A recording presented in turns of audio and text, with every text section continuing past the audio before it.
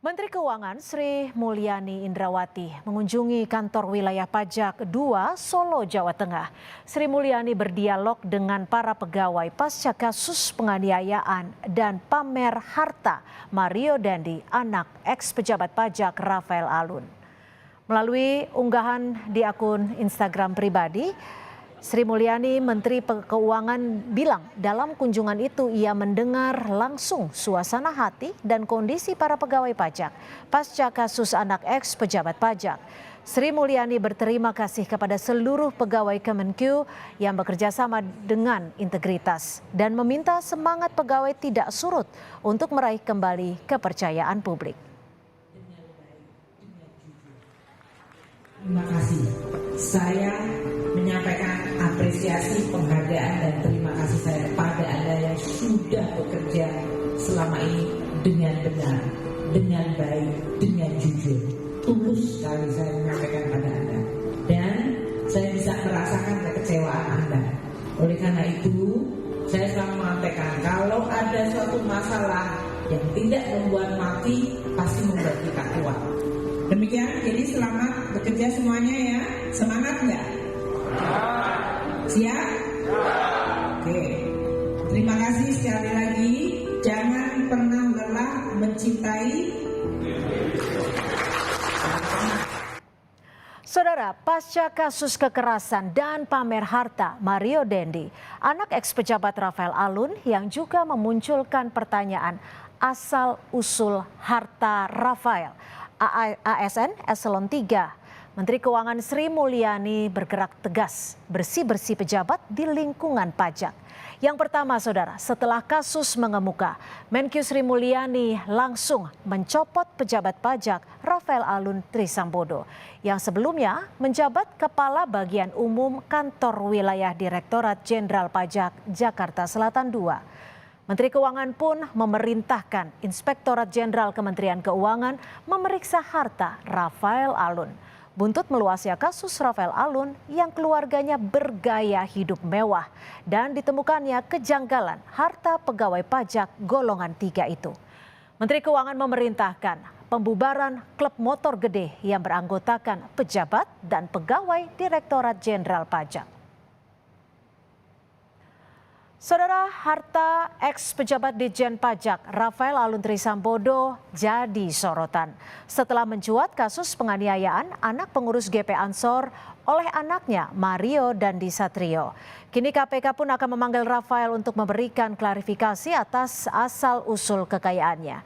Sudah ada Koordinator Masyarakat Anti Korupsi Indonesia, Maki Boyamin Saiman. Selamat petang, Pak Boyamin, terima kasih waktunya sudah bergabung bersama kami di Kompas Petang. Petang, Cynthia, dan seluruh pemirsa. Ya, Pak Boyamin, ini kan semakin hangat dan terus menjadi sorotan publik. Menurut Anda, mengapa KPK perlu meminta klarifikasi atau memeriksa Rafael Alun? Ya, bukan hanya perlu, Cynthia, wajib. Namanya karena bahkan ini terlambat. Karena dulu PPATK itu kan sudah melaporkan hasil analisa, bahkan levelnya itu sudah tinggi itu ke KPK sejak tahun 2012 bahwa yang bersangkutan dicurigai tidak sesuai profilnya. Nah, ini sebenarnya kewajiban itu sudah sejak saat itu untuk melakukan klarifikasi, tapi tidak dijalankan karena memang KPK sampai saat ini hanya menerima laporan, terus kemudian mencocokkan, cocok ya sudah gitu, tidak pernah didalami bagi orang-orang. Mestinya kan ini didalami karena apa? Ada laporan dari PPATK yang diduga tidak sesuai profil. Gitu. Jadi kewajiban ini bukan hanya sekedar sekarang, sudah lama. Jadi bukan pada posisi yang katakanlah baru sekarang setelah rame-rame ini sudah sangat terlambat sebenarnya sih ya.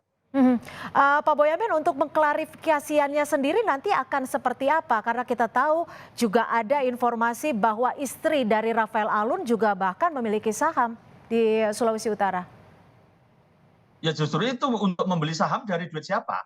Kan gitu malahan jadinya. Bahkan informasinya punya perusahaan properti yang katanya pernah ngaku sebagai agent. Tapi bisa aja properti-properti yang bukan hanya sekedar rumah, satu rumah, dua rumah. Bisa aja perusahaan properti, punya saham dan lain sebagainya. Kan bisa aja diduga sampai ke sana. Terus juga beberapa misalnya ada rumah makannya juga misalnya begitu. Terus kemudian bukan hanya saham di Sulawesi Tenggara, Sulawesi misalnya tadi, bisa aja dilacak ke manajer investasi karena biasanya di situ bisa aja ada titipan-titipan yang nomine, bisa jadi familinya gitu, bisa jadi diduga anaknya atau keponakannya. Jadi banyak Cynthia kalau mau melacak itu, dan itulah yang mestinya tugasnya KPK. Jiwa investigatornya itu harus tetap ada.